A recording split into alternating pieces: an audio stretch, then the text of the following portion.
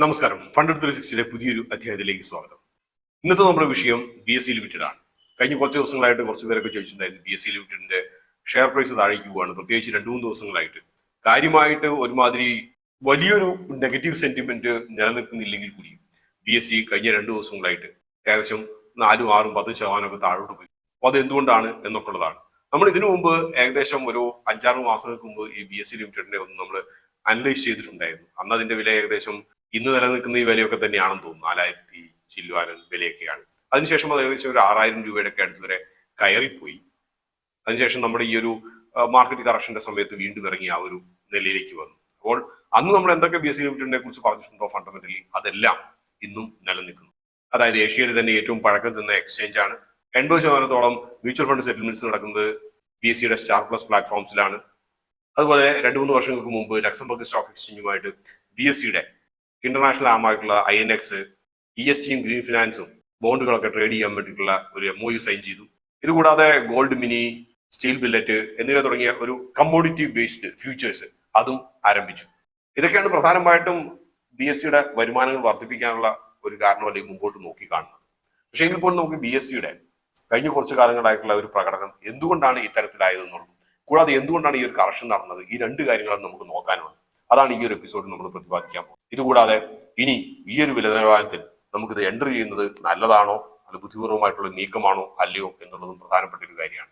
അതുകൂടാതെ BSE നേരിടുന്ന റിസ്കുകൾ, സാധാരണ നമ്മൾ എക്സ്ചേഞ്ച് എന്ന രീതിയിൽ BSE അല്ലെങ്കിൽ NSE നേരിടുന്ന റിസ്കുകൾ എന്തൊക്കെയാണെന്ന് ചോദിച്ചു കഴിഞ്ഞാൽ താരതമ്യേന ചെറുതാണ്. അപ്പോൾ എന്തൊക്കെയാണെന്നുള്ളത് കമ്പനിയുടെ വില നിലവാരം നമ്മൾ നോക്കുകയാണെങ്കിൽ നമുക്ക് കാണാൻ കഴിയും. കഴിഞ്ഞ ഒരു 5 വർഷത്തെ കമ്പനി ഏകദേശം ഒരു ഉറങ്ങിക്കിടക്കുന്ന സ്ഥിതിഗതിയിലൊക്കെ തന്നെ ആയിരുന്നു എന്ന് വേണം നമുക്ക് പറയാൻ. 2023, 24 കാലഘട്ടങ്ങൾ വരെ.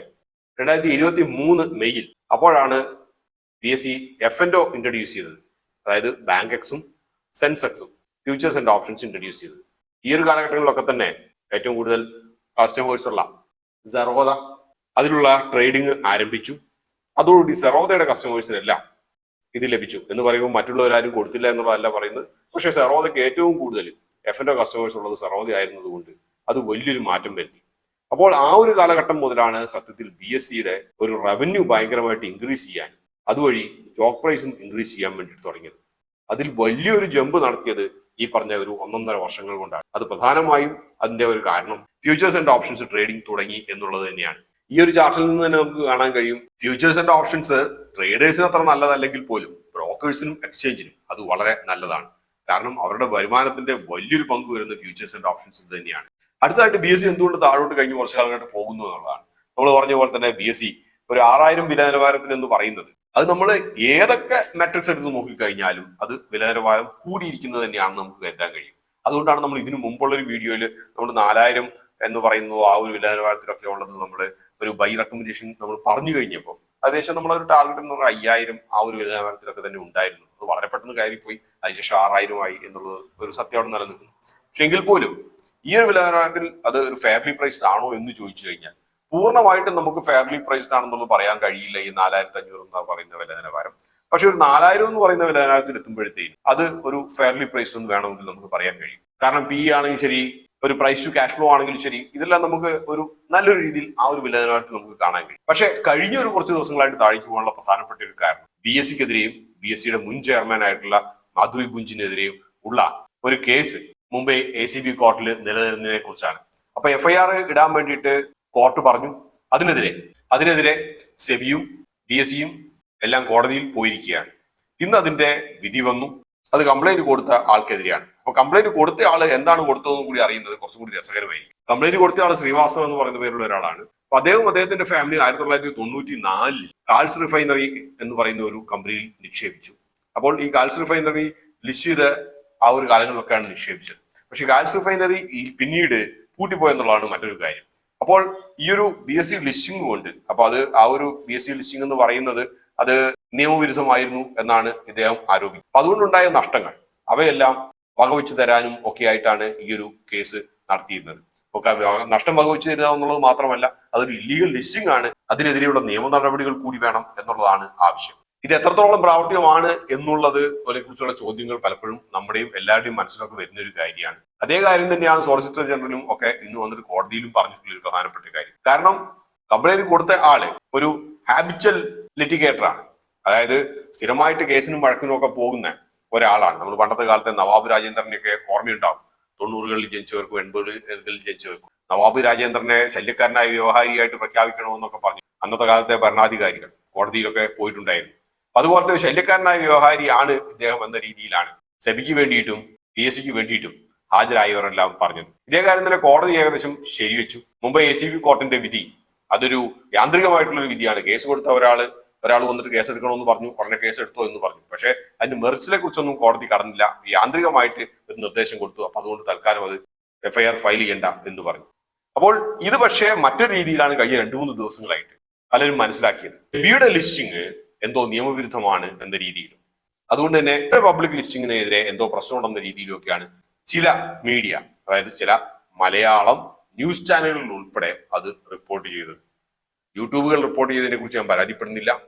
പക്ഷെ ഉത്തരവാദിത്തമുള്ള ചില ന്യൂസ് ചാനലുകൾ ഉൾപ്പെടെ റിപ്പോർട്ട് ചെയ്തത് ഈ രീതിയിലാണ്. അപ്പൊ അത് ഒരളവ് വരെ പല നിക്ഷേപകർക്കും പാനിക്കുണ്ടായി. അപ്പൊ കഴിഞ്ഞ ദിവസങ്ങളിലുള്ള താഴോട്ടുള്ള പോക്ക് താൽക്കാലികം മാത്രമായിരുന്നു. ഇന്ന് എനിക്ക് തോന്നുന്നത് BSE സ്റ്റോക്ക് കുറച്ചൊക്കെ ഒന്ന് റിക്കവർ ചെയ്തു എന്നാണ് വിശ്വസിക്കുന്നത്.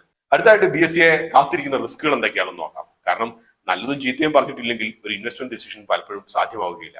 ഒന്നാമത്തെ ഏറ്റവും വലിയ റിസ്ക് എന്ന് വെച്ചാൽ BSEക്ക് വരുന്ന ഏറ്റവും വലിയൊരു കോമ്പറ്റീഷനാണ്. അപ്പൊ എല്ലാവരും വിചാരിക്കും BSEക്ക് വരുന്ന ഏറ്റവും വലിയ കോമ്പറ്റീഷൻ NSE എന്നാണ്. പക്ഷെ NSE അല്ല. ഇതിനകത്ത് നമ്മൾ കുറച്ചു കാലം മുമ്പ് ഒരു ന്യൂസ് കണ്ടിട്ടുണ്ടാവും, മെട്രോപൊളിറ്റൻ സ്റ്റോക്ക് എക്സ്ചേഞ്ച്.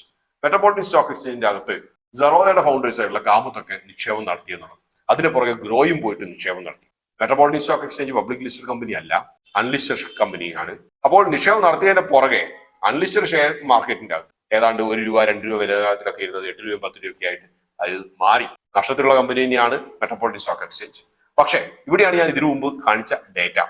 അതായത് ഇന്ത്യയിലെ 4 മുൻനിര സ്റ്റോക്ക് ബ്രോക്കേഴ്സ് അവർ ചേർന്നാൽ 70% ആക്റ്റീവ് ട്രേഡേഴ്സ് ആയി മാറും. അപ്പോൾ ആലോചിച്ച് നോക്കുക, മെട്രോപൊളിറ്റൻ സ്റ്റോക്ക് എക്സ്ചേഞ്ചിൽ ഈ പറഞ്ഞ ഗ്രോയും സറോദയും എന്തിനാണ് നിക്ഷേപം നടത്തിയത്? സറോദയല്ല, കാമത്ത് ബ്രദേഴ്സ് ആണ് നിക്ഷേപം നടത്തിയതെന്നാണ് എന്റെ ഒരു അറിവ്. അപ്പോൾ ഭാവിയിൽ ഫ്യൂച്ചേഴ്സ് ആൻഡ് ഓപ്ഷൻസ് വളരെ ഫ്ലെക്സിബിൾ ആയിട്ട് നല്ലൊരു platform metropolitan stock exchange introduce ചെയ്താൽ അത്ഭുതപ്പെടാനില്ല. അങ്ങനെ സംഭവിച്ചാൽ അത് NSEക്ക് പോലും ഒരു ഭീഷണിയായി മാറാനുള്ള സാധ്യത പറ്റുന്നുകൊണ്ടല്ല. നമുക്ക് അറിയുന്ന പോലെ തന്നെ കാമത്ത് ഒരു ട്രേഡേഴ്സിന് അപ്പീലിംഗ് ആവുന്ന രീതിയിലാണ് പലതും അവതരിപ്പിക്കാറ്. നമ്മുടെ സറോദ ഒരു ഡിസ്കൗണ്ട് ബ്ലോക്കിംഗ് ആയിട്ട് ഫസ്റ്റ് വന്നത് തന്നെ അങ്ങനെയാണ്. കാരണം അദ്ദേഹം തന്നെ ഒരു ട്രേഡർ ആയിരുന്നു. അപ്പൊ ട്രേഡേഴ്സിന്റെ പ്രശ്നങ്ങൾ അറിയാം, അതിനനുസരിച്ചുള്ള ഒരു പരിഹാര മാർഗങ്ങളാണ് അദ്ദേഹം നിർദ്ദേശിക്കാറ്. അതേ കാര്യം തന്നെ ഇവിടെ സംഭവിച്ചാൽ BSEക്കും NSEക്കും ഫ്യൂച്ചേഴ്സ് ആൻഡ് ഓപ്ഷൻസിൽ നിന്നുള്ള വരുമാനം വലിയൊരളവ് വരെ ഇല്ലാതായി പോകും. അതാണ് ഒരു വലിയൊരു ഭീഷണി. അത് എന്നുണ്ടാകും എന്നുള്ളതിനെ കുറിച്ചൊന്നും നമുക്കറിയില്ല. പക്ഷെ ഉണ്ടാകാനുള്ള സാധ്യതകൾ നമുക്ക് തള്ളിക്കറിയാൻ കഴിയില്ല. പ്രത്യേകിച്ച് ഈ പറഞ്ഞ BSE ആണെങ്കിൽ ശരി, NSE ആണെങ്കിൽ ശരി, അവരുടെ ഏറ്റവും വലിയ റവന്യൂ വരുന്നത് F&O ട്രേഡ്സിൽ നിന്ന് തന്നെയാണ്. രണ്ടാമത്തെ കാര്യം, നമ്മൾ കുറച്ച് ദിവസം മുമ്പ് കണ്ട ഒരു ന്യൂസാണ്. NCDEX, national commodity and derivative exchange, അത് ഇക്വിറ്റിയിലേക്കും ഫോർവേഡ് കോൺട്രാക്ട്സിന്റെ അകത്തേക്കും ഇറങ്ങുന്നുവെന്ന്. അതായത് ഇന്ത്യയിലെ ഒരു 3ാമത്തെ എക്സ്ചേഞ്ച് ആയിട്ട് NCDEX വരാനുള്ള സാധ്യതകൾ തള്ളിക്കളയാനാകില്ല. 3ാമത്തെ ഭീഷണി മറ്റൊന്നുമല്ല, നമ്മുടെ പുതിയ സെബി ചെയർമാനാണ്. അദ്ദേഹം ഒരു ബ്യൂറോക്രാറ്റ് ആണ്. സെബിയുടെ പൈപ്പ് ലൈനിലുള്ള കുറെ കാര്യങ്ങളുണ്ട് നിക്ഷേപകരെ രക്ഷിക്കാൻ വേണ്ടിയിട്ടുള്ളത്. അപ്പൊ നിക്ഷേപകരെ രക്ഷിക്കാൻ വേണ്ടിയിട്ട് അദ്ദേഹം എങ്ങാനും പുതിയ വല്ല നിർദ്ദേശങ്ങളൊക്കെ എടുത്ത് പുറത്തിറക്കിയാൽ അത് മിക്കവാറും കൂടുതൽ നിക്ഷേപകരെ ഫ്യൂച്ചേഴ്സ് ആൻഡ് ഓപ്ഷൻ മാർക്കറ്റിൽ അതൊന്നും അടിച്ചു ഓടിക്കുന്നതിന് തുല്യമായിരിക്കും. അത് ആത്യന്തികമായിട്ട് പൊതുജനങ്ങൾക്ക് നല്ലതാണെങ്കിൽ പോലും എക്സ്ചേഞ്ചുകൾക്കോ ബ്രോക്കറേജ് സ്ഥാപനങ്ങൾക്കോ നല്ലതല്ല. അപ്പൊ ഇത്തരത്തിലുള്ള റിസ്കുകളൊക്കെ നിലനിൽക്കുന്നു. അടുത്തായിട്ട് ഈ വില നിലവാരത്തിൽ വാങ്ങിക്കണോ വേണ്ടയോ എന്നുള്ളതാണ് ചോദ്യം. 4500 എന്ന വില നിലവാരത്തിൽ നിങ്ങളൊരു എക്സ്ട്രീംലി ലോങ് ടേം ട്രേഡർ ആണെങ്കിൽ നിങ്ങൾക്ക് ഒന്ന് വാങ്ങിക്കുന്നതിനകത്ത് വലിയൊരു തെറ്റൊന്നുമില്ല. പക്ഷേ നിങ്ങളൊരു ഷോർട്ട് ടേം ട്രേഡറോ അല്ലെങ്കിൽ ഒരു കറക്റ്റ് 1 വർഷം കഴിഞ്ഞിട്ട് LTCG ബെനിഫിറ്റ്സ് ക്ലെയിം ചെയ്തിട്ട് എക്സിറ്റ് ചെയ്യാമെന്ന് വിചാരിക്കുന്ന ആളോ ഒക്കെ ആണെങ്കിൽ ചെറുതായിട്ടൊന്ന് വെയിറ്റ് ചെയ്യുന്നതിന് വലിയൊരു കുഴപ്പമില്ല. ഏകദേശം 4000 എന്ന വില നിലവാരത്തിന്റെ ഇൻ ആൻഡ് അറൗണ്ട് ഒക്കെ വന്നു കഴിഞ്ഞാൽ ആ വാങ്ങിക്കുന്നതിനകത്ത് വലിയൊരു ബുദ്ധിമുട്ടുള്ളതായിട്ട് തോന്നുന്നില്ല. അതേസമയം എക്സ്ട്രീംലി ഷോർട്ട് ടേം ട്രേഡേഴ്സ്, അവരെ കുറിച്ചുള്ള അഭിപ്രായങ്ങൾ ഞാൻ പറയുന്നില്ല. അത് 100% മാർക്കറ്റ് സെന്റിമെന്റിനെ ബേസ് ചെയ്തിട്ട് മാത്രമേ ഇരിക്കുന്ന കാര്യമായിരുന്നു. ടെക്നിക്കൽസ് ഒക്കെ നോക്കുമ്പോൾ കുറച്ച് പോസിറ്റീവായിട്ട് കാണുന്നുണ്ടെങ്കിൽ കൂടിയും അത് ധൈര്യത്തോട് പറയാൻ വേണ്ടിയിട്ട് ഇന്നത്തെ മാർക്കറ്റ് സെന്റിമെന്റ് അനുവദിക്കുന്നില്ല. അപ്പൊ ഇതോടുകൂടി ഈ അധ്യായം ഇവിടെ പൂർണ്ണമാവുകയാണ്. മറ്റൊരു അധ്യായത്തിൽ വീണ്ടും കാണാം. അതുവരെ നന്ദി.